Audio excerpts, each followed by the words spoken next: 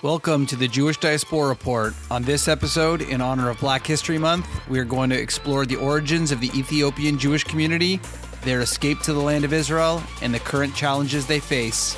Let's get started.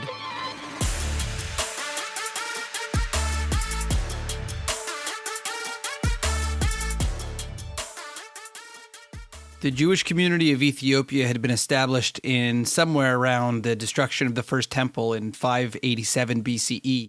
The origins of the Ethiopian Jews are unclear, although some do believe that they are descendants of the king of Israel Solomon and Queen Sheba.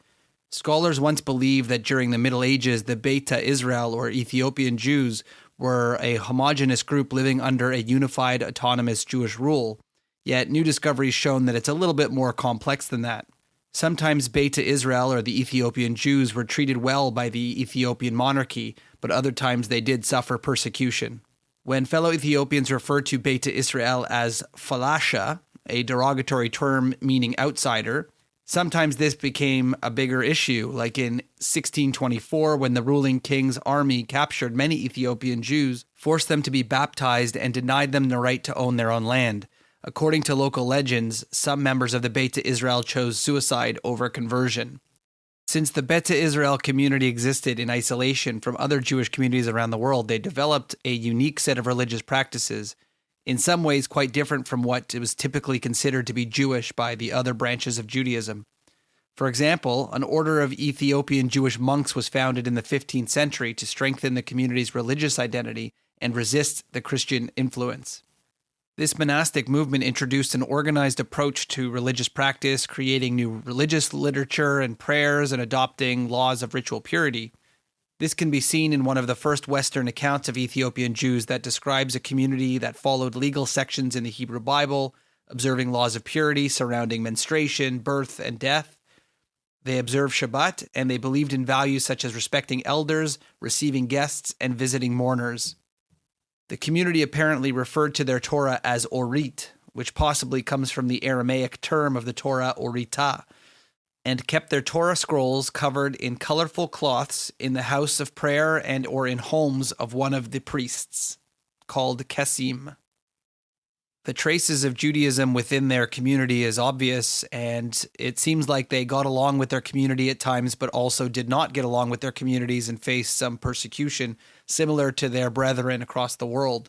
Literacy rates among the Ethiopian Jews was very low, so finding records and books on these topics is very difficult. However, we do have oral traditions that date back to the beginnings of the communities and very rich culture. When we come back, we're going to take a look at how this community was treated within their borders and how they ended up making their way to Israel. This is the Jewish Diaspora Report. We'll be right back after this break.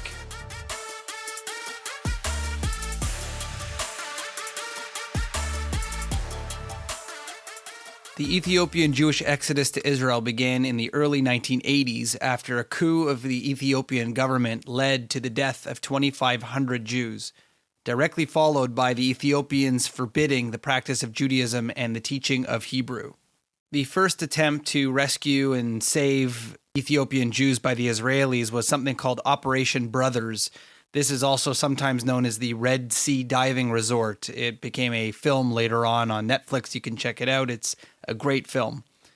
Concerned about the Ethiopian Jews' safety in the Sudanese refugee camps, Sudan being a Muslim country and part of the Arab League, Israel decides to try and rescue the Jewish people and bring them to Israel.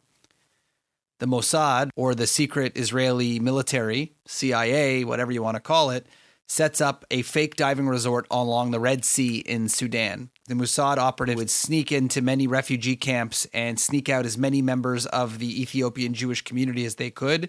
They would hold them briefly in this Red Sea diving resort until they could transport them onto Israeli ships waiting off the coast.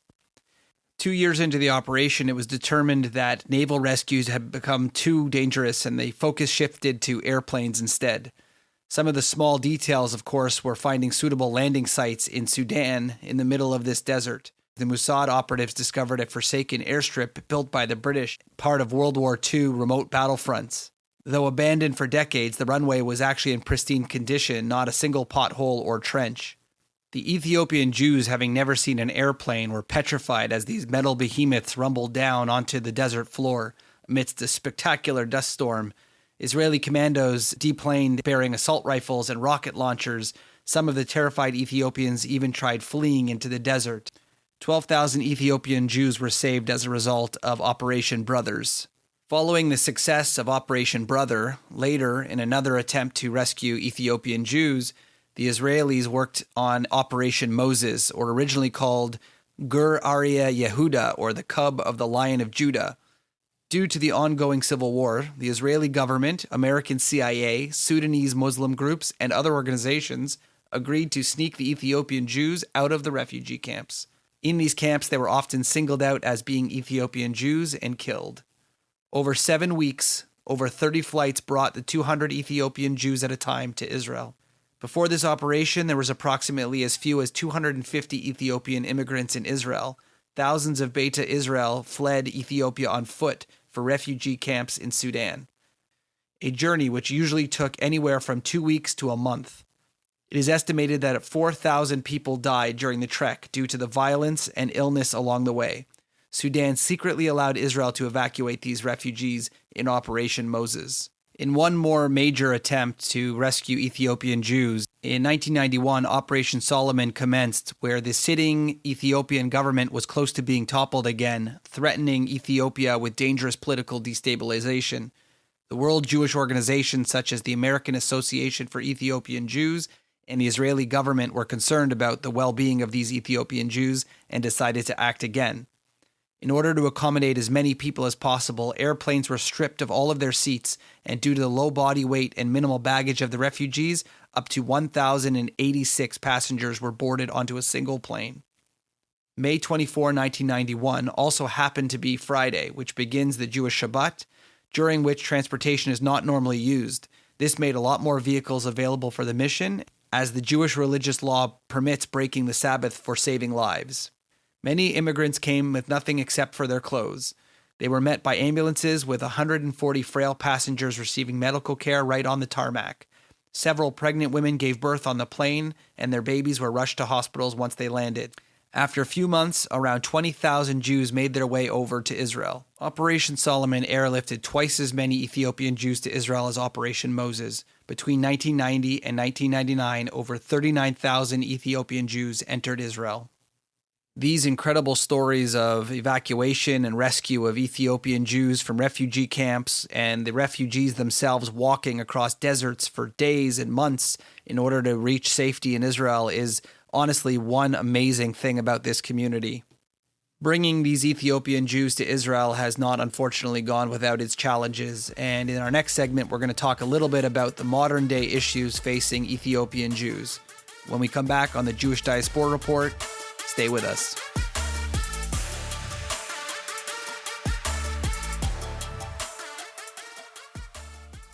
Today, the situation of the Ethiopian Jews in Israel can be described as complicated. The operation is still considered by most as a major success, and the majority of Beta Israel has immersed itself in Israeli culture and life. Though, despite progress that's being made, discrimination in Israel is still being perpetuated. For most of the members of the community, adjusting to the new Israeli society hasn't been easy.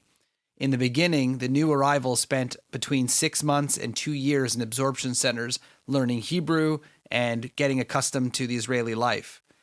The Beta Israel community hasn't always been treated equally in Israeli society. On one of my trips to Israel with a Birthright group, I actually had an Ethiopian Jewish woman on the trip who gave a little bit of a talk to our group about this very unique view on Israeli culture and Israeli life. She had mentioned, of course, that there is an unfortunate misconception within Israel that has created some of the discrimination that stems from the idea that these Ethiopian Jews are and have been given so much by the government as a way of handouts and to help them get along. And there's a lot of anger towards them because it is seen, and there's a stereotype that these people are lazy, not working, just getting free stuff from the government. And unfortunately, that has penetrated the social ideas of the country at times. In fact, this is typically not the case, where Ethiopian Jews have, for the most part, become self-sufficient in many ways, yet for some reason the stigma from the 1980s and 90s when they first arrived and the help that they received from the government has kind of stuck with their community and created a little bit of hostility. This hostility really reached a point in 2015, exactly 24 years after the operation was completed, where Ethiopian Israelis demonstrated in Tel Aviv and Jerusalem against racism and discrimination. I was actually in Israel in 2019 when the Ethiopian Jewish population in Israel was becoming a lot more active in protesting after the unfortunate death of an 18-year-old named Solomon Tekka, who was killed in Haifa by police. And this led to a similar sort of Black Lives Matter type protest against Israeli police and the discrimination that sometimes Black people in Israel were facing. Obviously, any death at the hands of police is completely wrong, and it is totally understandable that these Ethiopian communities are trying to speak out against any type of discrimination. And Israel has not always handled it perfectly, I'm sure, like many countries. I always try and explain to people when we talk about these very difficult issues is, places like United States and Canada are hundreds of years old, and yet unfortunately are still grappling with these issues of race and equality and making sure that there isn't any systemic issues. And Israel, which does have its challenges, is now only 80 years old. Even though the Israeli country has dealt a lot with different people from different backgrounds, whether it's Mizrahi Jews, Sephardic Jews, Arabs, Druze, a lot of people have different complexions, skin colors. Unfortunately, the Black community only showed up roughly 1990s, and it has been a very short time for Israel to sort of grapple with these first-time minorities. And even though they're not perfect and they have not been doing as quick a job as everyone would like, we need to keep that in mind, and we'll hopefully have them grow to a better, more equal place for all people within their community. In the end, during this Black History Month, we should look back at the incredible struggles and amazing feats of the Ethiopian Jewish communities, what they dealt with within their own borders, the getting out of their borders and heading to Israel, and what they're dealing with in Israel today is honestly nothing short of incredible. And in this short amount of time that they've been living in Israel, we've watched them flourish and become really an amazing and very integral part of the Israeli society. And hopefully we'll see this for many years to come, and we'll be able to celebrate all of their successes along with the success of the state of Israel.